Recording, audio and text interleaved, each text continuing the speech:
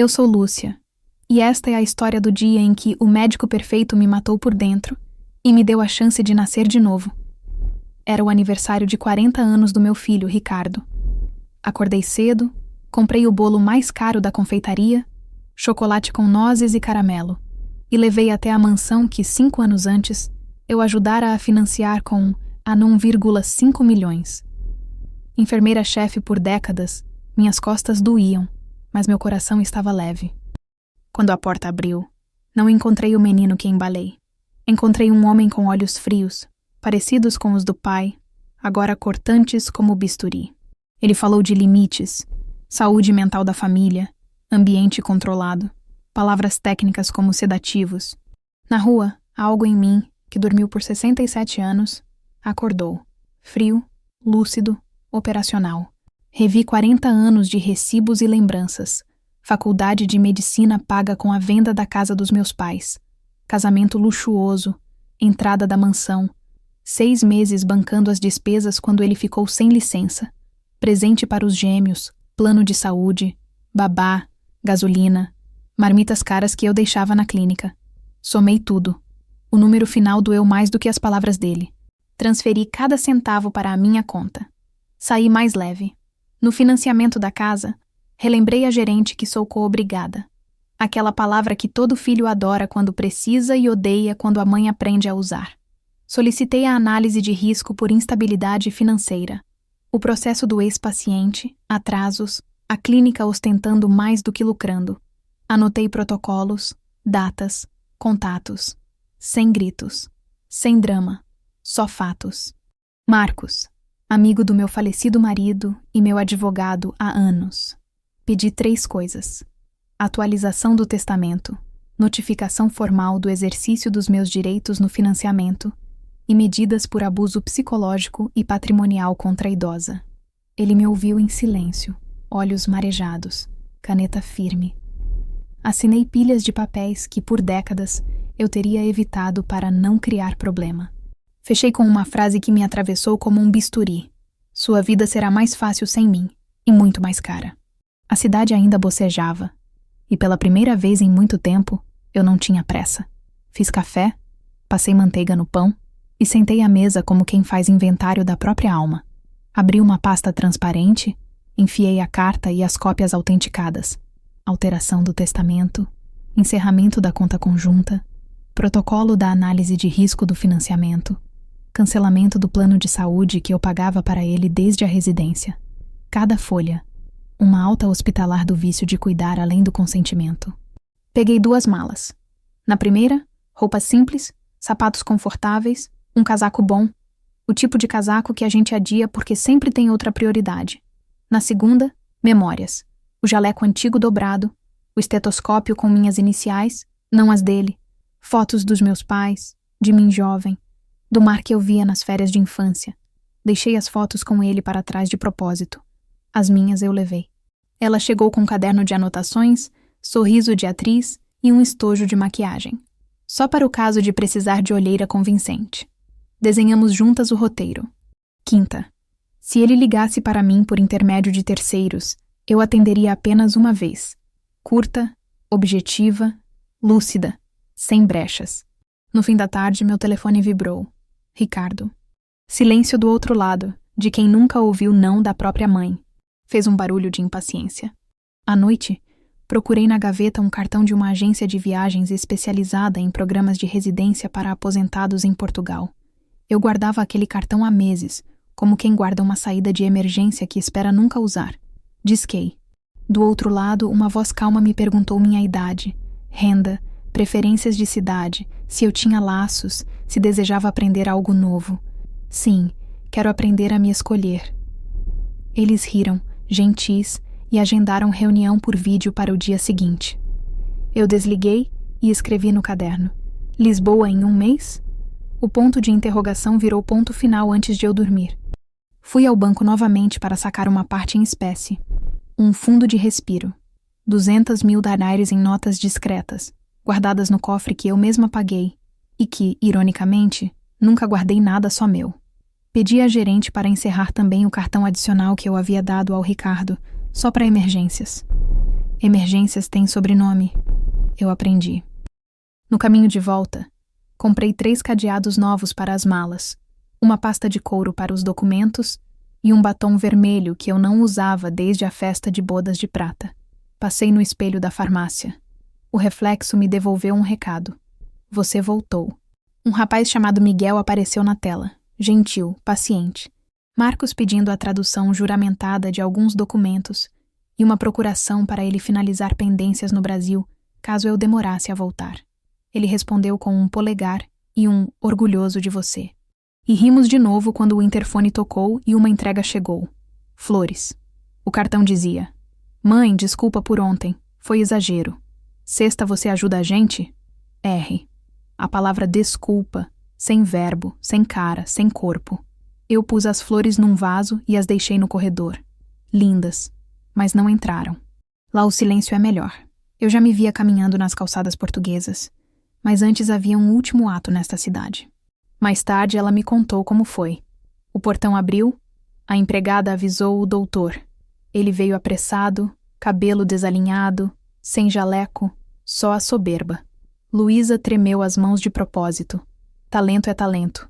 Contou que estava preocupadíssima, que bateu na minha porta inúmeras vezes, que entrou com a chave e encontrou o apartamento vazio, sem sinais de violência, apenas o envelope sobre a mesa. Ela sumiu, Ricardo, ela disse, num sussurro treinado. Ele arrancou o lacre do envelope como quem puxa curativo de ferida que ele mesmo causou.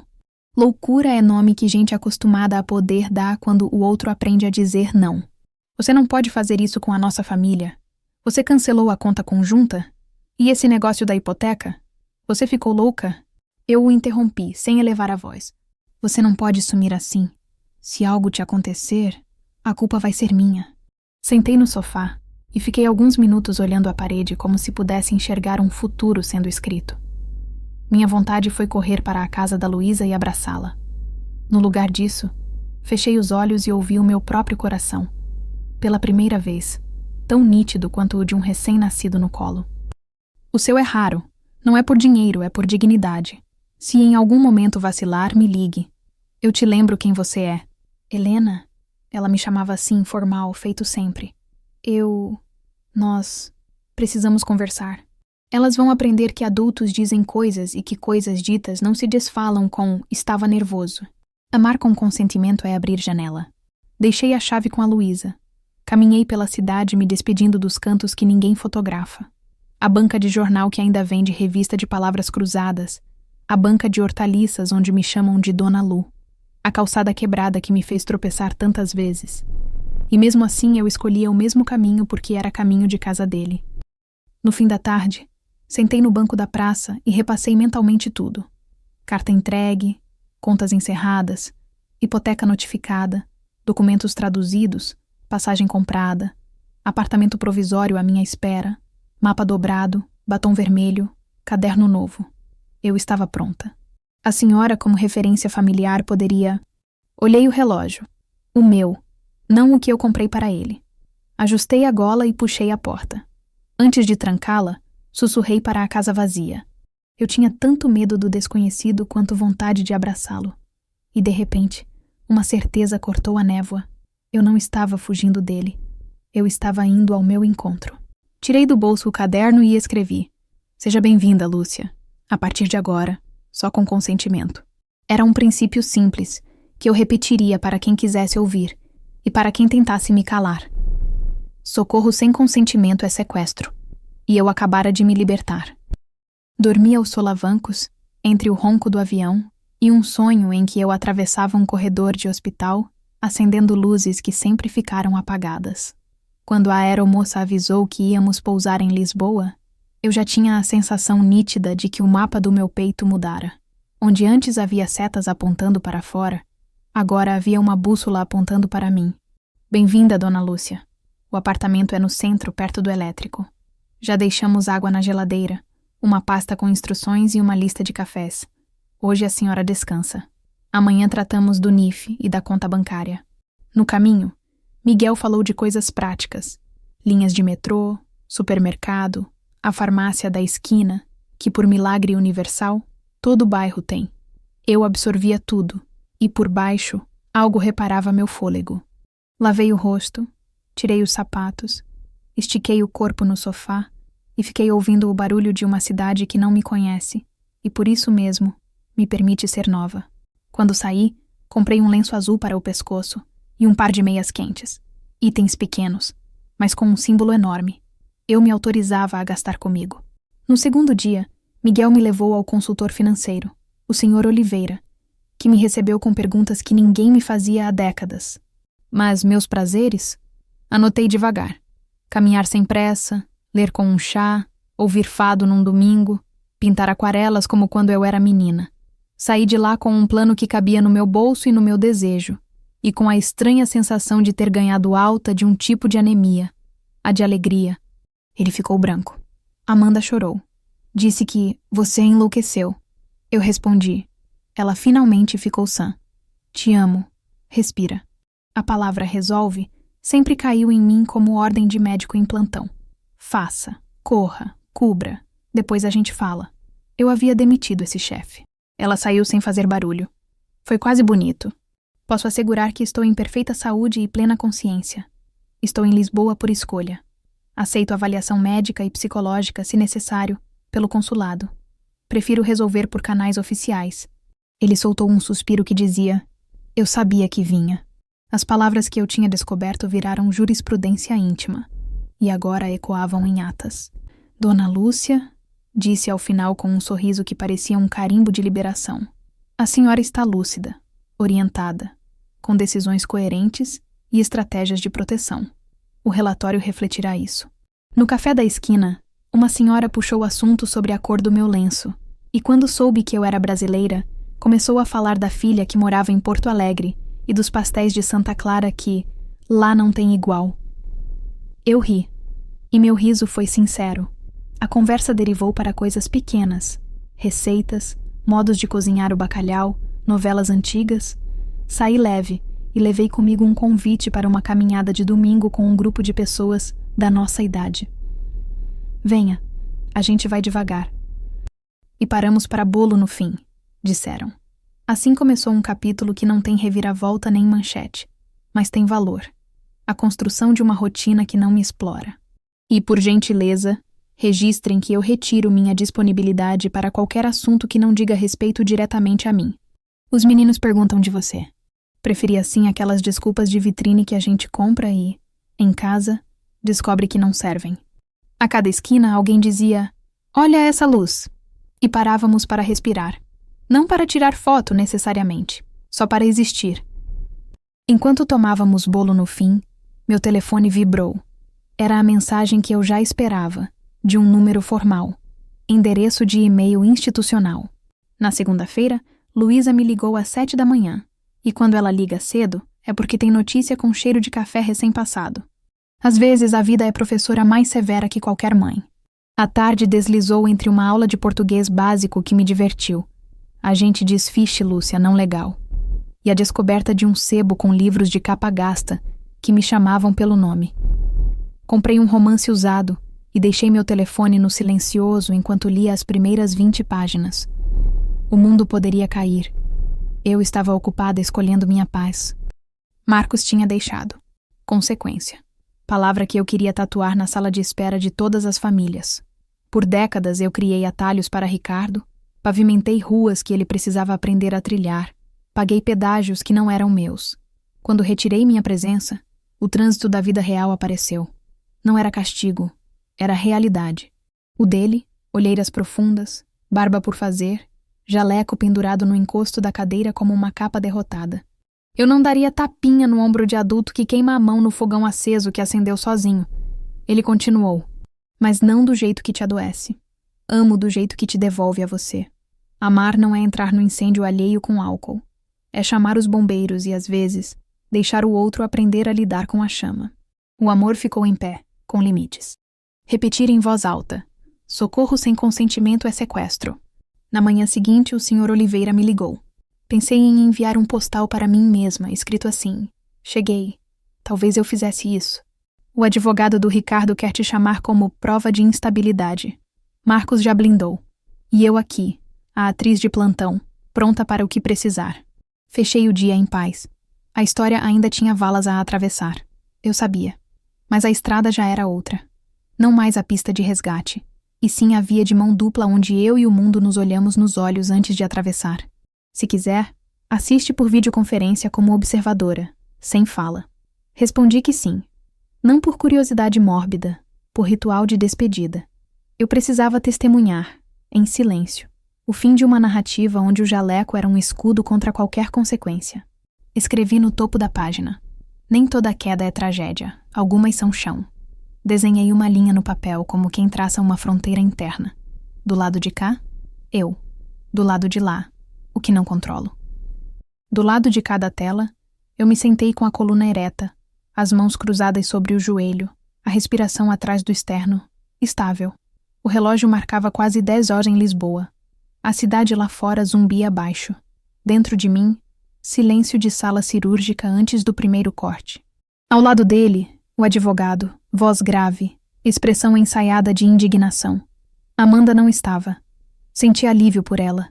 Ela já tinha sido figurante demais no palco de um homem que confundiu família com plateia. O presidente confirmou a presença de todos. Explicou a ordem de oitiva. Lembrou que o objetivo do conselho é ético e pedagógico. Achei bonito. Ético e pedagógico. A vida, pensei, usa essas duas palavras como martelo e cinzel. Ele falou pausado, como quem não tem pressa de ser acreditado. Seu Anselmo levantou o queixo. Ela falou das rotinas, dos recados atravessados, do aperta esse agendamento, a paciente assina depois, do põe esse termo na prancheta dela, ela confia em mim. O conselheiro da ponta remexeu papéis e resgatou um trecho de prontuário. Procedimento realizado em situação de resistência subjetiva do paciente, mas sem contraindicação clínica. Eu quase ri. A medicina inventou um jeito elegante de dizer: a pessoa disse não. Mas eu tinha como fazer, então fiz. A sala ficou alguns segundos em silêncio. Minha vida é salvar vidas. Ele olhou direto para a câmera. E por um segundo tive a impressão de que falava comigo. Vivemos numa cultura de litigância. Qualquer decisão pode ser interpretada como abuso. Eu sou duro, sim, mas porque situações críticas exigem firmeza. Quando o paciente não entende a urgência, cabe a mim decidir. É pacto com autonomia. Ao final, o bate-papo explodiu de mensagens. Eu não li tudo. Eu não posso salvar ninguém. Eu só posso fazer companhia a quem decidiu salvar a si mesmo. Quando for médica de verdade, você decide. Foi aí que o relatório do consulado, o meu relatório, apareceu como prova acessória. Tentativa da defesa de alegar incapacidade civil de familiar foi rejeitada por laudo internacional, atestando plena sanidade e autonomia. O advogado murmurou algo sobre contexto familiar conturbado. O presidente cortou curto. Eu me vi, de repente, como um desses pontos luminosos nos mapas de voo. Uma rota recém-inaugurada no meu peito, que por acaso tinha o mesmo nome do que sustentava aquela audiência. De volta à audiência, o presidente leu a decisão preliminar. Abertura de procedimento sancionatório, suspensão cautelar de atividades invasivas até conclusão, curso obrigatório sobre bioética e comunicação com pacientes, acompanhamento supervisionado por 6 meses. Não era a ruína espetacular que alguns torceriam para ver. Era de forma bonita e dura, chão. Sem chão, ninguém recomeça. A vida, mais uma vez, tinha sido ética e pedagógica, do jeitinho que ele tentou gozar como retórica e recebeu como norte. Então aprende a explicar o que faz e a aceitar quando o outro diz não, falei, lembrando da fala do presidente. É o básico do básico. Eu precisei fazer 67 anos para aprender. Você pode aprender com 40. Se precisar de terapia, procure. De babá, pague. De advogado, contrate. De mãe, saiba que eu existo, mas não resgatarei. Amor limpo não é covarde, é claro.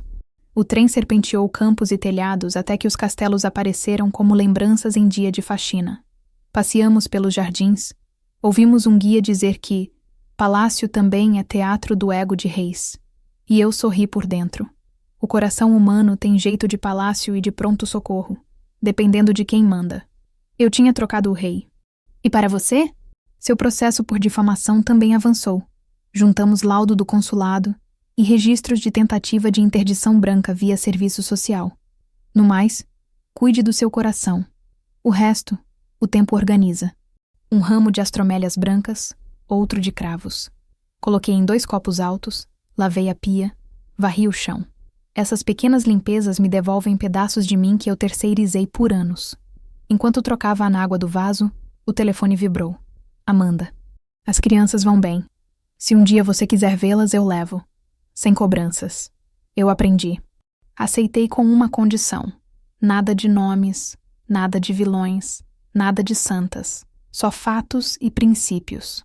Falei por 20 minutos. Voz firme, mãos tranquilas. No fim, uma senhora aproximou-se chorando e disse: Abri, servi uma taça, encostei na varanda e disse em voz alta: Para ninguém e para mim. Eu escolho não resgatar. E brindei ao verbo escolher, o mais adulto de todos. Palcos menores fazem atores melhores, respondi rindo. À noite, antes de dormir, reli minhas anotações do dia da audiência. Sublinhei o que o presidente dissera. Pacto com autonomia. Fechei o caderno e prometi carregar essa frase no bolso, como antigo crachá de plantão. Se alguém tentasse me internar num papel de coadjuvante, eu mostraria o pacto. Se me pedissem resgate sem pedido claro, eu mostraria a autonomia. Se me oferecessem amor que exige anestesia, eu recusaria. Adormeci com o rumor da cidade, leve como quem devolveu a alguém algo que nunca deveria ter carregado. O amanhã ainda prometia reviravoltas. Eu sabia, mas agora eu tinha um princípio que cabia em qualquer mala. Socorro sem consentimento é sequestro. O resto eu aprenderia caminhando. Nas semanas que se seguiram à audiência do conselho, Lisboa parecia mais brilhante. E ainda assim, algumas manhãs começavam com uma sombra fina, como se um pensamento antigo tivesse esquecido de arrumar a mala. Eu fazia o que venho fazendo desde que cheguei. Andar, aquarelar, aprender palavras novas, dizer não, em voz firme quando o impulso do resgate aparecia, travestido de bondade. Um dia, porém, o teste veio com estetoscópio, carimbo e boletos. O Sr. Oliveira me chamou para uma conversa formal, e eu reconheci na postura dele aquele jeito de médicos que trazem resultado em envelope pardo. Assenti, agradeci, assinei o que precisava assinar. Saí e caminhei 1 hora sem pressa, pisando devagar como quem atravessa a ponte de corda, medindo cada tábua com o pé e com a coragem. Quando o telefone vibrou, já era noite. Mãe, começou seco de saliva. Vou falar sem rodeio. O banco veio. A clínica está sangrando. Se eu não cobrir a folha, fecho as portas. É gente que depende de mim. Eu preciso de dinheiro. Emprestado. Temporário. Lembrei do presidente do conselho repetindo pacto com autonomia. Lembrei de mim guardando as flores no corredor para não perfumar ferida. Não é nós.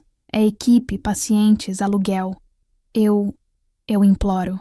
Me salva e eu te pago em 6 meses. Abri os olhos.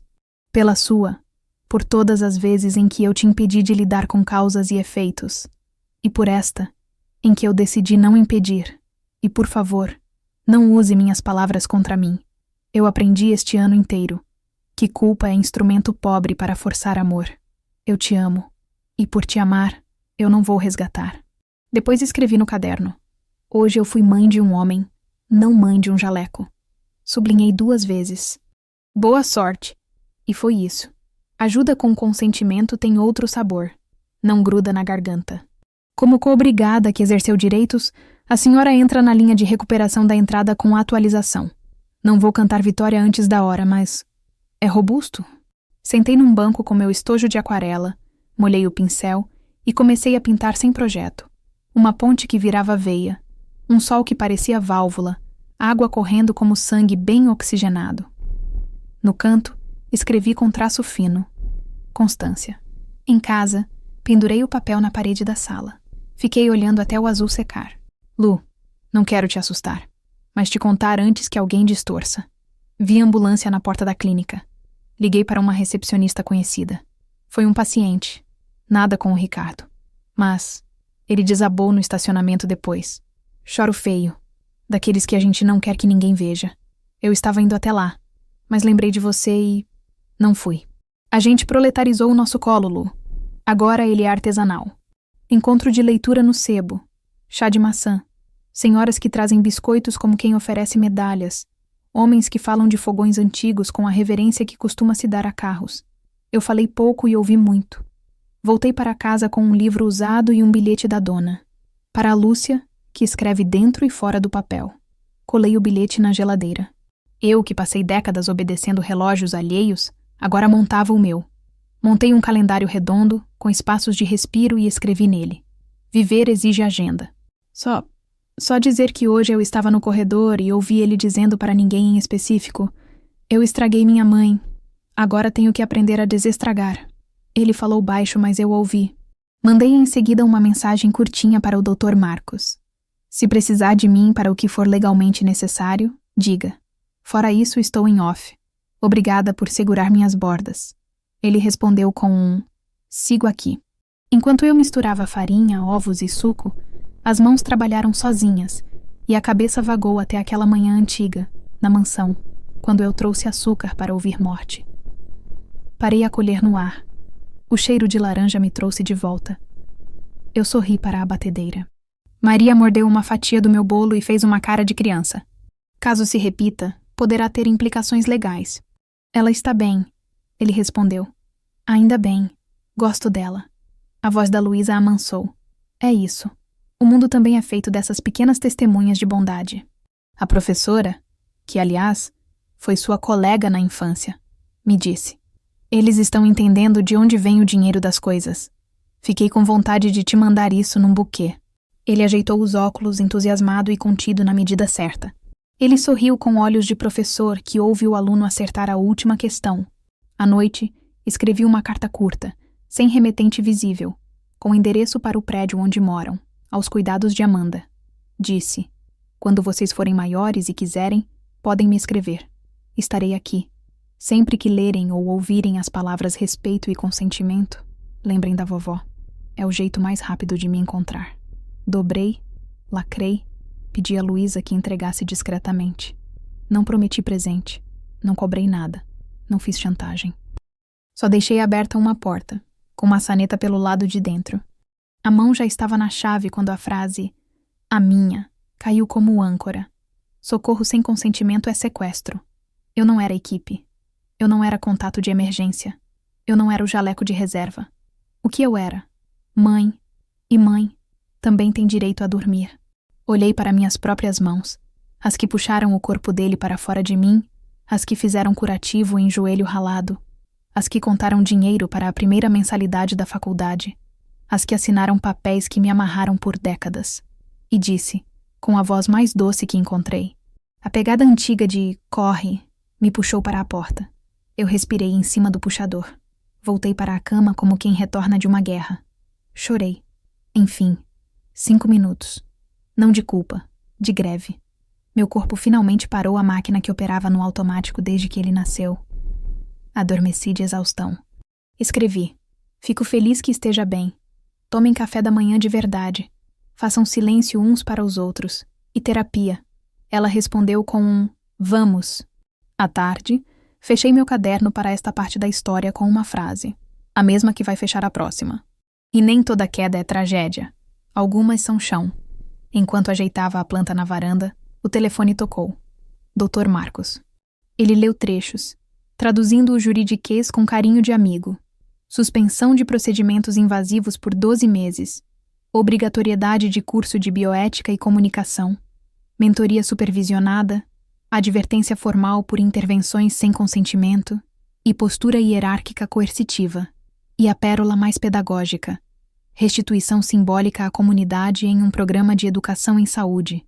Palestras mensais em unidades básicas, falando de autonomia do paciente. Respirei fundo. Meu corpo entendeu antes da cabeça. Aquilo não era desforra, era currículo. Quando desliguei, fui até a cozinha, peguei 2 taças e servi um gole de vinho verde em uma, a minha, e um pouquinho de água na outra, para a buganvília. Brindei com a planta. Rimos nós duas. Eu não a estou usando como confidente. Só achei que você merecia saber. Obrigada por não vir no hospital aquele dia. Foi a primeira madrugada em que ele percebeu que o corpo dele não é onipotente. Vamos tem 2 letras a mais que sim, e por isso mesmo mais caminho. Na aula de pão, descobri algo que me pareceu uma metáfora com cheiro de forno. Se você não respeita o tempo da massa, ela racha. A tentação de apressar, ligar o forno antes da hora, sovar demais, estraga. Olhei para trás, para a minha história, e vi quantas vezes eu tinha ligado fornos alheios com o meu gás, sovado massas que não eram minhas, tirado pães crus porque alguém estava com pressa. O professor disse: o fermento faz seu trabalho em silêncio. Anotei no caderno, ao lado de consentimento e autonomia. Tempo. No dia do encontro, ajeitei a câmera e falei 25 minutos olhando para a lente como se fosse a janela da minha cozinha. Contei dos recibos, das emergências que eram sempre dele, do jaleco que cala, do banco, do Dr. Marcos, da Luísa e sua atuação perfeita, do voo, do consulado, do relatório, do não resgatar. No meio, pausas curtas, respiração consciente. Fechei com minha frase: socorro sem consentimento é sequestro. E acrescentei: e amor sem limite é desnutrição. Ao final, o bate-papo explodiu de mensagens. Eu não li tudo. Eu não posso salvar ninguém. Eu só posso fazer companhia a quem decidiu salvar a si mesmo. As crianças me pediram a sua receita de pão de queijo. Eu dei, com uma condição: que eles próprios ralem o queijo. Eles riram e toparam. A mamãe explicou que é quando a gente diz sim ou não e os outros ouvem de verdade. O papai falou que isso existe na medicina também. Ele disse que às vezes esqueceu. A gente escreveu um cartaz: socorro sem consentimento é sequestro. A professora gostou. Pode ser nosso lema? E quando vocês ficarem mais velhos e quiserem, venham me visitar. Eu ensino a fazer pão devagar, a desenhar o rio com aquarela e a dizer não e sim sem culpa. Amo vocês. Ele estava num quarto simples, sem jaleco, com uma prateleira atrás cheia de livros que eu mesma comprei no passado. O rosto parecia outro, menos polido, mais humano. E também queria te dizer que comecei terapia. Não vou te pedir nada, só dizer isso. Agora eu te amo em pé. Recebi na volta uma atualização do Dr. Marcos. O processo por difamação estava em vias de acordo. A defesa deles propunha retratação formal e custas. Eu aceitei a retratação sem espetáculo. Nada de manchete. Eu não precisava. A justiça que me importava era a que me deixava dormir. Apliquei isso ao coração. Algumas sombras, quando atravessadas na hora certa, viram renda também. Tirei uma foto do meu caderno aberto na palavra autonomia e, ao lado, uma sombra de buganvília projetada. Guardei no rolo da câmera e na memória. O objeto. O relógio que eu tinha dado ao Ricardo no aniversário de 40 anos. Aquele com a gravação: ao meu menino de coração grande, mamãe. A carta, curta. O metal gelado aqueceu devagar. Eu podia interpretar esse gesto como teatro, culpa, manipulação. Não interpretei. Coloquei o relógio no pulso. Ajustei a hora. Sorri para o ponteiro dos segundos. O tempo, enfim, me obedecia. No refrão, quase todos cantaram juntos. Eu não. Eu fiquei quieta, ouvindo. Às vezes, o mais bonito que a gente faz numa música é não interromper. Contei em letras redondas o que aprendi. Rasgar o joelho ensina respeito ao chão. Eu escutei com fones, como quem respeita o espaço ao redor. Fui até a varanda, molhei a buganvília e voltei para fechar este texto. Se você caminhou comigo até aqui, sabe que essa não é uma história de ruína, é de estrutura. Eu não derrubei um filho. Eu soltei a corda que me amarrava a um poço. Ele está aprendendo a subir pela própria escada. Eu continuo aqui, com janela aberta, desde que ele toque a campainha com respeito.